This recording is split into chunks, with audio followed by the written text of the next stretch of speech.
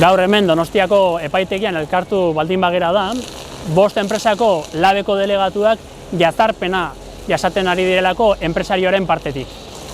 2023ko uztailean lan istripu hilgarri bat eragin zuen enpresa politika jakin batek, prebentzio faltak hain zuzen.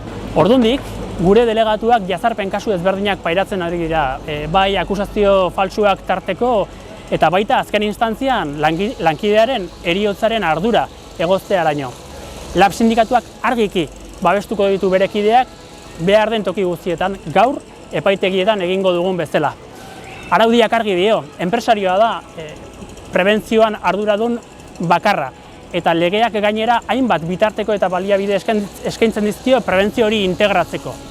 Beraz, ez dago inongo zalantzarik, Jon gure 33 urteko lankide gaztea politika enpresarial jakin batzuk hil zutela. Eta artean, enpresarioa nolabait atentzioa desbideratzen saiatzen ari da, heriotza eta beste hainbat akusazio faltsu gure delegatuai egotziz. Hemen, heriotzen aurrean arduradun bakarrak daude, eta kasu honetan enpresariak dira.